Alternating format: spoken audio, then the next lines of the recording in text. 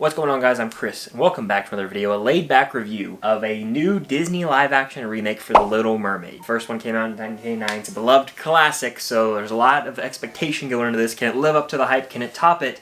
I'm here to say I like this more than the original.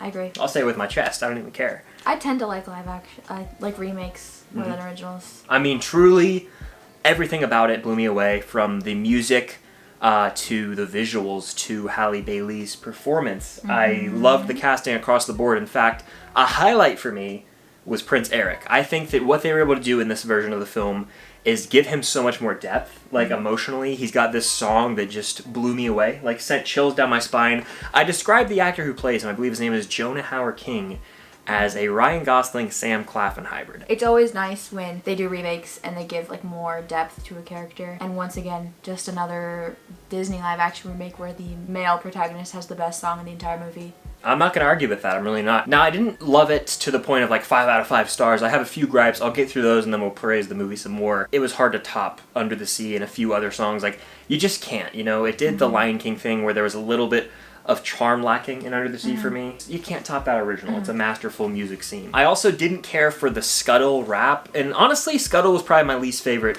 in the movie. Just that Awkwafina, I have nothing against her. I love her, especially in Shang-Chi, but it felt a little off to have her voice this character. Yeah, it's like her voice wasn't necessarily bad when Scuttle was talking. The rap was not it for me. There is a rap, and it was clearly the most out of place scene in the movie. It wouldn't have been bad. I just don't think Awkwafina can sing or carry a tune, unfortunately. So it's not necessarily the fact that Awkwafina's voice can be irritating to hear. It's more just like whatever accent she was putting on for Scuttle, on top of the fact that I really don't think Awkwafina can carry a tune. It just wasn't a very good combination. Totally, and that was again one of the weak links in the movie. But that's like 2 minutes. These out of are 2 hours exactly, though, so. exactly. These are just little things that were like kind of out of place. But overall, I really dug this one. It's longer for a reason. It's about 2 hours and 15 minutes, and I just really appreciate that this movie made Ariel and made Prince Eric actual characters. Because in the original movie, they just feel like, oh, we're going through the motions here. Like, it's a trope of the Disney storybook fantasy.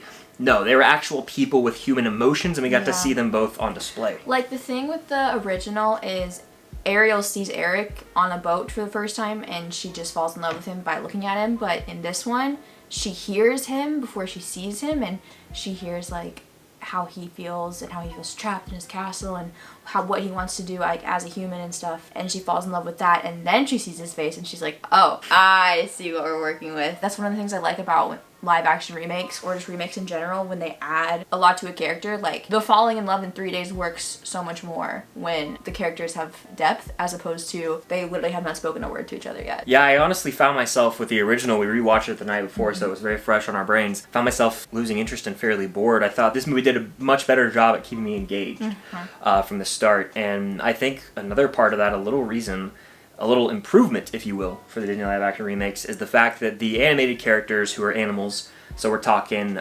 Flounder, Scuttle, and of course Sebastian, had emotion and still felt a little cartoonish. Yes, they looked like hyper-realistic in terms of that actually looks like a crab, that actually looks like a fish. It's like their movements, like Sebastian would be like, oh! Yeah, but they actually had those little, like, emotional things. Mannerisms. Yes, mannerisms, that's the word I'm looking for. That clicked. Those were absent in something like The Lion King, where they just went for the hyper-realism. This actually worked. They felt like characters. They had charm, and they added a lot to the movie, especially in scenes like the Kiss the Girl scene. That was a incredible, not only visually, but emotionally, and they added like a whole almost 20-minute scene, I want to say, where we see Prince Eric and Ariel like in the market for a bit.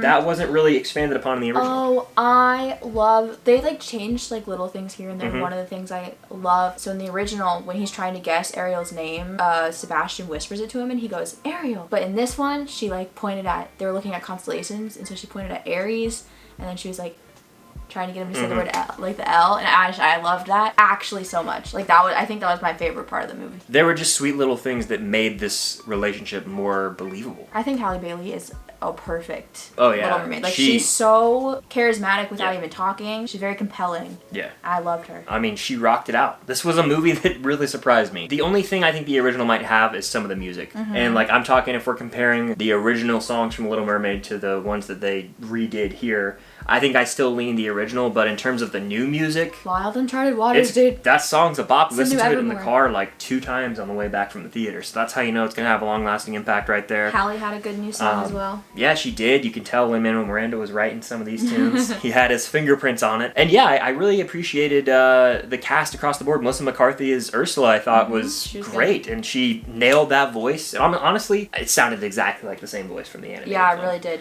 I liked getting to see Ariel's sisters a little bit more. That was fun. That was cool. Yeah, and there was little like story tweaks that I appreciated just a little bit more. It honestly felt like it was easier to understand. Like, I'm not calling the original confusing by any means, but like it flowed smoother. Yeah. Like, even the littlest thing, like the way that Ursula is taken out, like it just made a little more sense in this movie. This is the superior version of Little Mermaid to me. I know there's a lot of nostalgia for that original movie. Not so much for me. It's filled with little moments for the fans. It's a hit, and this is what Disney live-action remakes should be. They should take the source material and just expand upon it. Keep the original charm, but just add and make the movie actually better. That's what The Little Mermaid does in my eyes. This makes me very excited for Snow White. Yeah, that one I'm looking forward to for sure. In terms of the movie, I'd probably go like 8 out of 10, 4 out of 5. A few little things here and there, but the pacing was on point, and it didn't feel as rushed as the first movie, because that one flies by in the blink of an eye. Cinematics, great. CGI, amazing. Costuming, yeah, the underwater scenes, let's talk about that real quick. Yeah. I agree, the costuming, but the hair. Yeah, like I saw some people saying the underwater scenes weren't as good, but I thought they were better than stuff like Aquaman recently. Her tail looked so real, and her hair was all...